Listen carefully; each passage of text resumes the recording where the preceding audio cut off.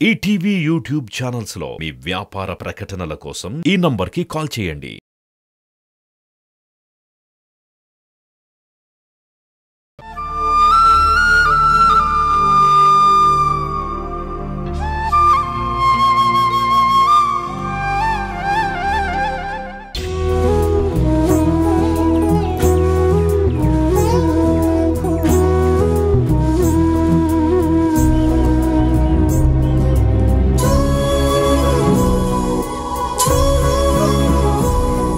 ఎందుకిలా కళ్ళల్లో కదిలి మనసులో మెదలు డిస్టర్బ్ చేస్తున్నాడు?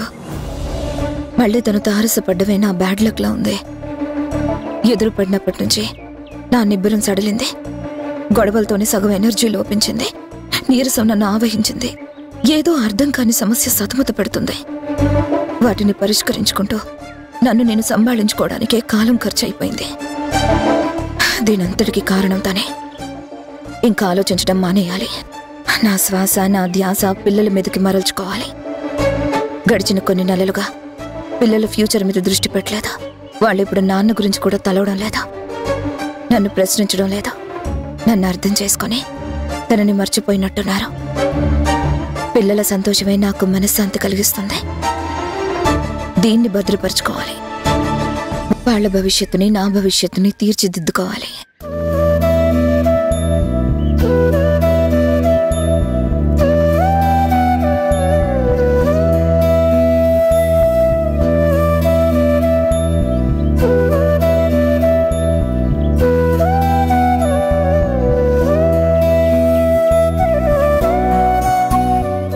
ఏంటే కొత్తగా నవ్వుతూ అలా చూస్తున్నావు?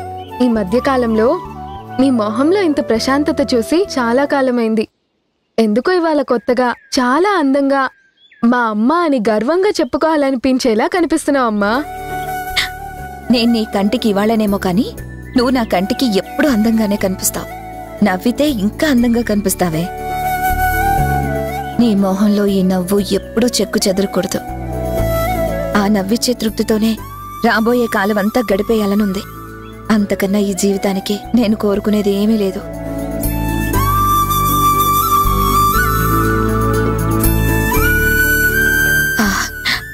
నేను పనొత్తుల్లో పడి మిమ్మల్ని పట్టించుకోలేదు. ఈరోజు మీతో మనసు విప్పి మాట్లాడాలనిపిస్తుంది. ఈ క్షణం నుంచి మీ ఫ్యూచర్ గురించి మాత్రమే ఆలోచిస్తాను. చెప్పు, నీ ఫ్యూచర్ ప్లాన్ ఏంటి? ఇప్పుడే ఫ్యూచర్ ప్లాన్ ఏంటమ్మా? ఇంకా చాలా టైం ఉంది కదా.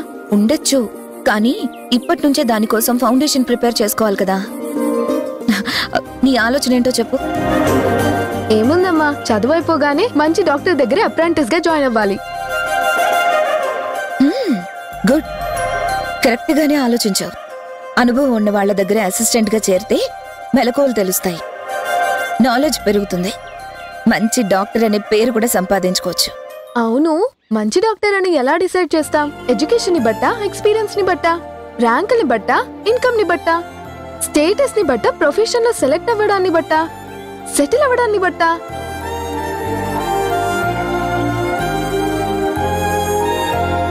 నా వృత్తే నాకు దైవం. ఎందుకంటే మనిషి బతకడానికి గుండె ఎంత ముఖ్యమో, గుండె జబ్బు చేసినప్పుడు వాళ్ళకి అందుబాటులో డాక్టర్ ఉండటం అంతే ముఖ్యం.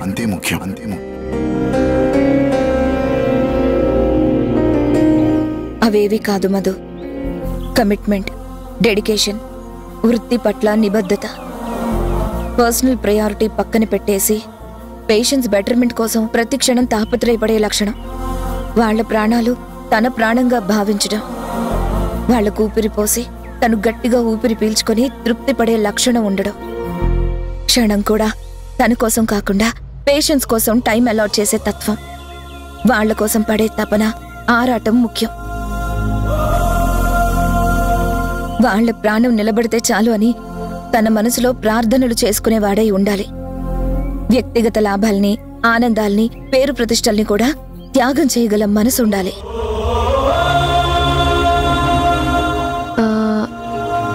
అలాంటి డాక్టర్ని నువ్వు ఎక్కడైనా చూసావా? నీ లైఫ్ లో తారసపడ్డారా? ఎవరైనా ఉంటే చెప్పమ్మా.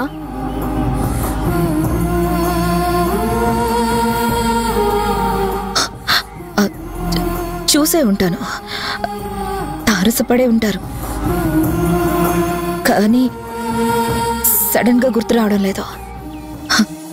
గుర్తొచ్చినప్పుడు చెప్తానులే. మీ నాన్నని అంత మంచి డాక్టర్ అని, మంచి లక్షణాలు ఉన్నవాడని చెప్పొచ్చు కదా. తారసపడేవాడు ఉంటారంట, గుర్తు రావడం లేదట. గుర్తొచ్చినప్పుడు చెప్తుందట. ఈవిడ అలాంటి డాక్టర్ని చూడకుండానే ఆ లక్షణాలన్నీ ఎలా చెప్తుందో. మీ అమ్మ చెప్పేది నువ్వు వినేది అంతా నేను విన్నానే. రేపటి నుంచి అలాంటి మంచి లక్షణాలున్న డాక్టర్ని వెతకవే మధు. ఎక్కడ నీ వెతకమంటావు? అమ్మలా నేను జడ్జ్ చేయలేను కదా. అబ్జర్వ్ చెయ్యివే. సిటీలో ఇంతమంది డాక్టర్లున్నారు, దొరక్కపోతారా? పరిచయస్తులతో ప్రయత్నం చెయ్యి. ఈ రోజుల్లో అలాంటి డెడికేటెడ్ డాక్టర్స్ ఉన్నారంటావా? ఎందుకు దొరకరు? వెతికితే దొరుకుతారు. పెళ్ళాం పిల్లలు రాత్రి పగలు అనుకోకుండా పేషెంట్స్ కోసం తాపత్రయపడేవాళ్ళు ఖచ్చితంగా ఉంటారే.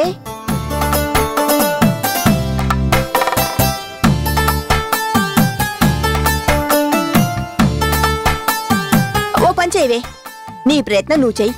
నీ మనసులో ఉన్న మాట చక్రి కూడా చెప్పు. మీ అమ్మ చెప్పే లక్షణాలున్న డాక్టర్ని తప్పకుండా వెతికి పెడతాడు. అలాంటి డాక్టర్ దొరికితే నీ భవిష్యత్తుకు ఉపయోగపడతారు. నువ్వు చెప్పింది కరెక్టే అమ్మమ్మా. ఇవాల్టి నుంచి నేనా ప్రయత్నంలోనే ఉంటా.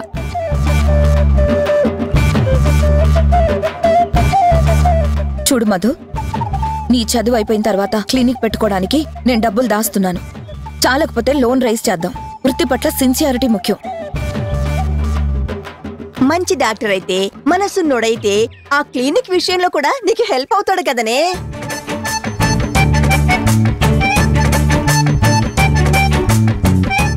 అమ్మమ్మ, నువ్వు చెప్పేది నాకు బాగా నచ్చింది. మనసున్న వాళ్ళు మన వాళ్ళలా ఫీల్ అవుతారు. మన అనుకున్న వాళ్ళు మన కోసం ఏమైనా చేస్తారు.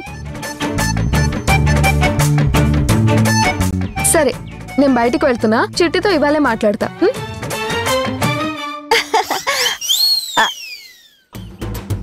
సందు దొరికితే చాలు. తండ్రి గురించి చెప్పాలనే కదా గోతికాడ నక్కలా ఎదురు చూస్తున్నావు. అసలు మేం మాట్లాడుకుంటుంటే నువ్వు మధ్యలో ఎందుకు దూరావు? నీ హింసు, దాని వెనకాలన్న అర్థం నేను గ్రహించలేననుకున్నావా? చూడమ్మా, పొరపాటును కూడా గుణ పేరు ప్రస్తావనకి తెస్తే ఆ క్షణం నుంచే మన తల్లి కూతుళ్ళ బంధం తెగిపోతుంది. జాగ్రత్త. ఏంటి ఏంటి నా మీద ఒంటికాల మీద గుర్తున్నావు? నువ్వు చెప్పిన మంచి గుణాలన్నీ గుణ గురించే కదా? కాదా? కాదు అని నీ గుండెల మీద చేసుకుని చెప్పవే. మనసులో దాచుకుని మాటలు చెప్తే తప్పు లేదా? కానీ నిన్ను మధ్యలో దూరి మాటలు కలిపితే తప్పొచ్చిందా? నీ మాటల్ని నేను సమర్థించాను. తప్పుగా ఏమన్నాను చెప్పవే. నువ్వు చెప్పిన మాటలని గుణ గురించి కాదని నా మీద ప్రమాణం చేసి చెప్పు. నువ్వు ప్రమాణం చేస్తే ఇంకెప్పుడు నీ ముందు ప్రత్యక్షంగా గాని పరోక్షంగా గాని అతని ప్రస్తావన తేను. నువ్వు ముందు గుణ ఆలోచనల నుంచి బయటికి రా. అప్పుడు నేను ఈ మాట వింటాను. అర్థమైందా?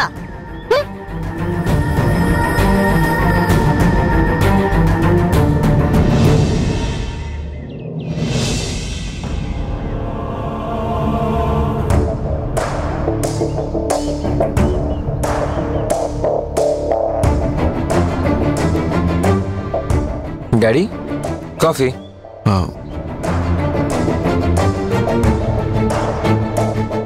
కాఫీ నువ్వు తెచ్చావేంట్రా? సౌమ్య లేదా?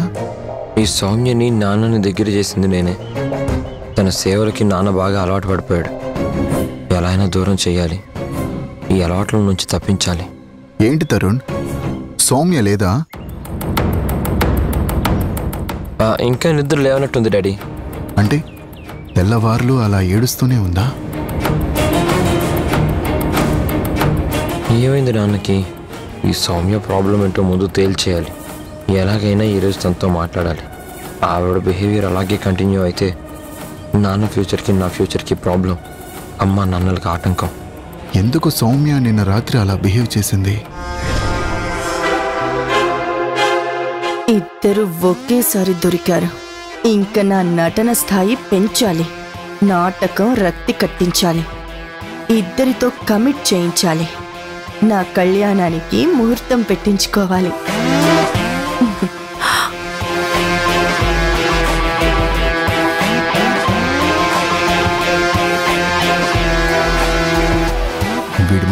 మాట్లాడను? తరుణ్, నా రూమ్లో ఫోన్ మర్చిపోయాను, వెళ్ళి తెస్తావా? Okay daddy. నన్ను కావాలని లోపలికి పంపిస్తున్నాడు సౌమ్యతో మాట్లాడడానికి.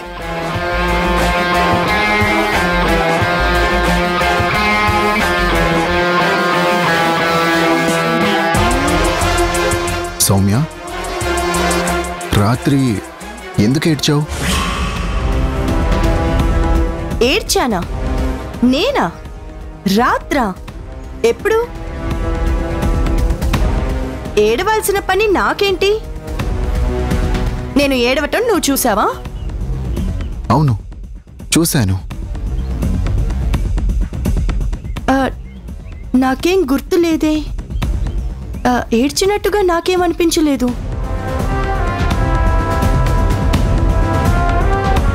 ఆ ఏడుపు నిన్ను దగ్గర చేసుకోవడానికి గుణ, నిన్ను నా కొంగు పట్టుకుని తిరిగేలా మలుచుకోవడానికి. నా పిచ్చే నీతో నా మెడలో తాళ్ళు కట్టిస్తుంది. నువ్వెప్పటికీ ఆవిడికి మాజీవే, నాకు మాత్రమే సొంతం. ఫ్యూచర్ అంతా మనం భార్యాభర్తలమే. నన్ను తప్పించుకోలేవు, వదిలించుకోలేవు. ఇది ఫిక్స్.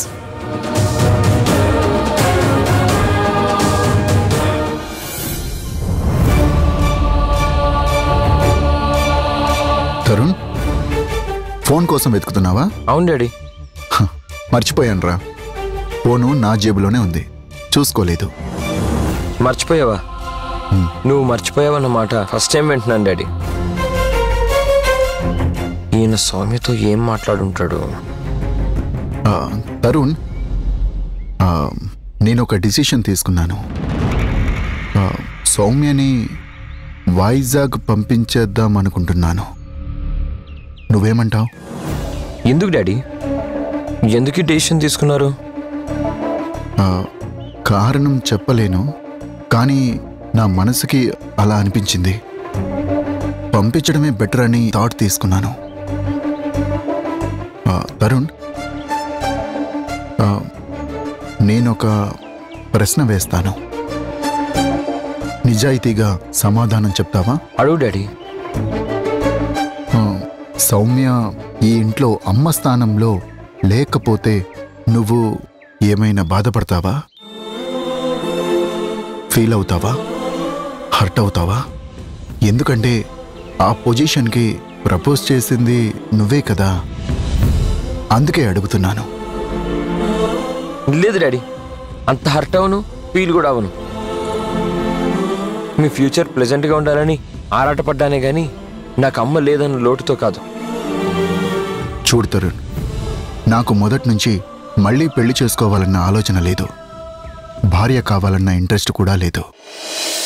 నువ్వేదో మనసులో మదనం పడుతున్నావు కదా అని సౌమ్యని చేసుకోవాలనుకున్నాను. అనుకున్నానే కానీ సౌమ్యతో మనస్ఫూర్తిగా మూవ్ అవ్వలేకపోతున్నాను. అందుకే తను చాలాసార్లు ఎంగేజ్మెంటు, పెళ్లి డేట్ ఫిక్స్ అని అన్నా నా మనసు అంగీకరించకే పోస్ట్పోన్ చేసుకుంటూ వస్తున్నాను. నేను సందిగ్ధంలో ఉండి తనని పెళ్లి చేసుకుని భర్తగా తనతో కలిసి మెలిసి బ్రతకలేకపోతే ఆవిడ జీవితం నాశనమైపోయినట్టే కదా. ఐఎమ్ సారీ రా తరుణ్, నీ కోరిక మన్నించలేకపోతున్నాను. ఓకే డాడీ, నీకు ఎలా చేయాలని ఉంటే అలా చేయండి.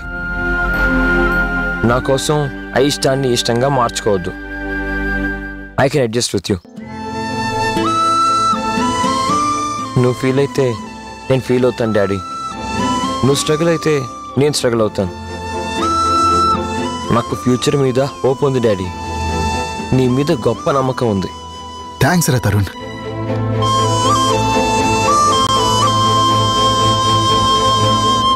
నాన్న కూడా పెళ్ళొద్దని అనుకుంటున్నాడంటే ఇది మామూలు విషయం కాదు. నా బర్త్డేకి అమ్మ నాన్నలు ఒకటైపోతారేమో, అప్పుడే నేను నీ కొడుకుని హరితరుణ్ణి అని అమ్మకు షేర్ చేసుకోవాలి. ముందు ఈ విషయం మధుతో షేర్ చేసుకోవాలి. సరే డాడీ, నేను వస్తాను.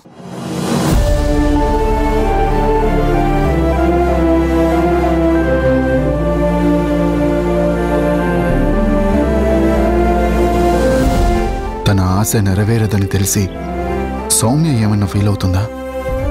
మెంటల్గా డిస్టర్బ్ అయిందా? సౌమ్య నన్ను తన వైపు తిప్పుకోవాలని చూస్తుంది.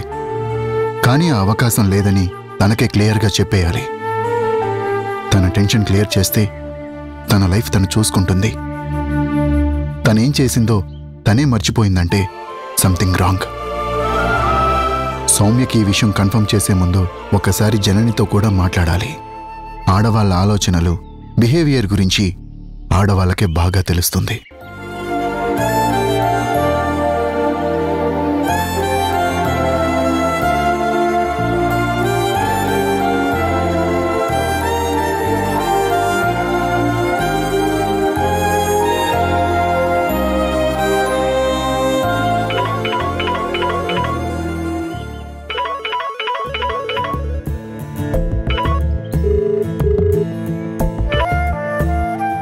హలో,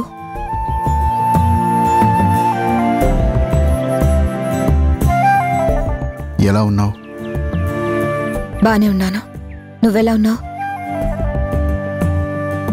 అవును, నువ్వు చాలా బిజీగా ఉన్నావంట కదా, శివ చెప్పాడు. వీడియోలాగా సీన్ చూస్తున్నాను, యాక్షన్, వాయిస్ ఓవర్, డబ్బింగ్ వద్దని చెప్పి మళ్ళీ బిజీ అని సెటైర్లు వేస్తున్నావా? ఇంతకీ ఫోన్ ఎందుకు చేసావో చెప్పలేదు. నువ్వు మీ ఇంట్లోనే ఉండి పని చేస్తానన్నావంటగా. పేషెంట్లకి మీ ఇల్లు దూరం అవుతుంది కదా, ఎవరిళ్లలో వాళ్ళు కూర్చొని పని చేసుకోవడానికి కాదు కదా. హాస్పిటల్ అగ్రిమెంటు అంటే మళ్ళీ అగ్రిమెంట్ పిక్చర్లోకి తెస్తున్నావా? నా కన్వీనియన్స్కి కోఆపరేట్ చేస్తానని ఎమ్మెల్యే గారు ముందు చెప్పావు కదా. పేషెంట్స్ని ఇంటికి పంపించడం కుదరదు. నాకు హాస్పిటల్కి రావడం కుదరదు. కుదరదంటే కుదరదు. నువ్వు హాస్పిటల్కి వచ్చి పని చేయాల్సిందే. నేను రాలేనని చెప్తున్నాను కదా. నా వల్ల పేషెంట్స్కి ఇబ్బంది రాకుండా చూసుకునే బాధ్యత నాది. ఆ విషయంలో నేను నీకు గ్యారంటీ ఇస్తున్నాను. వాళ్ళ యోగక్షేమాలు చూసుకుంటానని నీకు చెప్పాక కూడా నీకేంటి బాధ? నేనెక్కడి నుంచి పనిచేస్తే నీకేంటి? అవును, నాకేంటి? అసలు ముందు నువ్వు నాకెందుకు కాల్ చేసావో ఆ విషయం చెప్పు. ఎందుకంటే హాస్పిటల్కి ఎందుకు రావని అడుగుదామని. శివ నువ్వు చెప్పిందంతా చెప్పాడు. నువ్వు అబద్ధం ఆడుతున్నావు. నువ్వు నాకు ఫోన్ చేసింది అందుకు కాదు, ఏదో అడగాలని కాల్ చేశావు. నువ్వు బిజీ అంట కదా అని అడిగేసరికి నీ ఈగో హర్ట్ అయింది. నా ఈగో గురించి నీకు తెలుసు కదా. దానినెందుకు పదే పదే రెచ్చగొట్టడం? పొగరు కాకపోతే. ఓకే, నాకు పొగరుందని నీకు తెలుసు కదా, నువ్వెందుకు దాన్ని కవ్వించడం? నా డెసిషన్ నేను చెప్పాను, నీ డెసిషన్ నువ్వు తీసుకో. ఏయ్,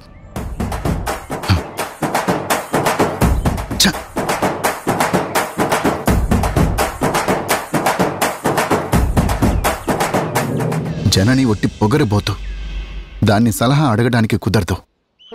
సౌమ్య గురించి అడిగితే మరీ రెచ్చిపోతుంది. శకుంతల అయితేనే కాస్త అర్థం చేసుకుంటుంది, మాట్లాడే ఛాన్స్ ఇస్తుంది.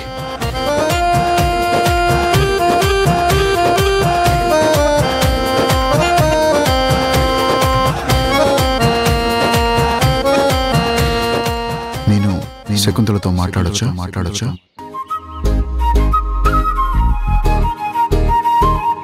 హో, శకుంతలతో అయితే సౌమ్యంగా మాట్లాడతావా? మాట్లాడొచ్చు. ఓకే దేవ్.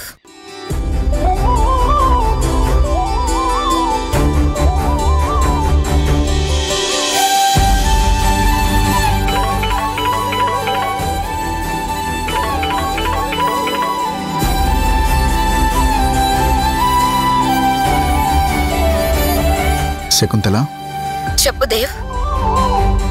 నేను చిన్న కన్ఫ్యూజన్లో పడి కొట్టుకుంటున్నాను. నా కొడుకు తనకు అమ్మ కావాలని నన్ను మళ్ళీ పెళ్లి చేసుకోమనే ప్రపోజల్ నా ముందుకు తెచ్చాడు. ముందు సరే అని తలూపాను, కానీ నాకు వాస్తవంగా ఇంట్రెస్ట్ లేదు. మరో పెళ్లి మీద ఆలోచన లేదు. వాడి తృప్తి కోసం పెళ్లి చేసుకుని ఆవిడ లైఫ్ ఎందుకు స్పాయిల్ చేయాలని పెళ్లి అనే ప్రస్తావన నా జీవితంలో మళ్ళీ రాకూడదని నేను అనుకుంటున్నాను. ఎందుకని? పెళ్లి అనేది జీవితంలో ఒకేసారి శకుంతల. అది కూడా అప్పుడు మా నాన్న మాట కాదనలేక చేసుకున్నా. ఓ, ఆ పెళ్లి మీ నాన్న కోసం చేసుకున్నావా? ఇప్పుడు ఈ పెళ్లి కొడుకు కోసం చేసుకోవాలనుకున్నావా? ఎస్, అప్పుడు నాన్న కోసం. ఇప్పుడు కొడుకు కోసం మళ్ళీ పెళ్లి చేసుకొని నాకు నేను అన్యాయం చేసుకోదలుచుకోలేదు. అందుకే తను పెళ్లి కోసం ఆరాటపడ్డా నేను ముందుకు కదలట్లేదు. వాయిదాలు వేస్తూ ఆపుతూ వచ్చాను. తనతో పెళ్లి కుదరదు అనుకున్నప్పటి నుంచి చాలా దూరంగా ఉంటున్నాను. దగ్గరయ్యే అవకాశం కూడా ఇవ్వట్లేదు. తను బాగా హర్ట్ అయినట్టుంది. తన ఆశ నెరవేరదనుకుంటుందేమో. నేనింకా తనకి దగ్గర కానని ఆలోచన వచ్చిందేమో. తన బిహేవియర్లో చాలా చేంజ్ వచ్చింది. ఏమైంది? తను నిజంగా జబ్బుతో బాధపడుతుందని నాకు అనిపించడం లేదు. జస్ట్ నా అటెన్షన్ డైవర్ట్ చేయడం కోసం డ్రామా ఆడుతుందని నాకు అనిపిస్తుంది. నా దగ్గర నాటకాలు సాగవని తను రియలైజ్ అయ్యేటట్టు చెయ్యాలి. ఎలా డీల్ చేస్తే బెటరో ఒక ఫ్రెండ్గా నాకొక అడ్వైజ్ ఇవ్వవా? హెల్త్ ప్రాబ్లమ్స్ని మనకి మనంగా ఎస్టిమేట్ చేయడం కుదరదు. మనం తప్పైతే వాళ్ళ జీవితం నాశనం అవుతుంది కదా. ఎందుకైనా మంచిది ఒక ఎక్స్పర్ట్తో కౌన్సిలింగ్ ఇప్పిస్తే మంచిది. మన అంచనాల్ని తెలివితేటల్ని కొంతవరకు నమ్మొచ్చు, కానీ ఆరోగ్య విషయంలో జబ్బుకి తగ్గ డాక్టర్ని నమ్మితేనే బెటర్. నువ్వన్నట్టు డ్రామా అయితే ఓకే, కానీ మెంటల్ టెన్షన్ అయితే ఆవిడ పరిస్థితి ఏంటి? సరే, నీ సలహా ప్రకారమే నడుస్తాను. థ్యాంక్ యూ.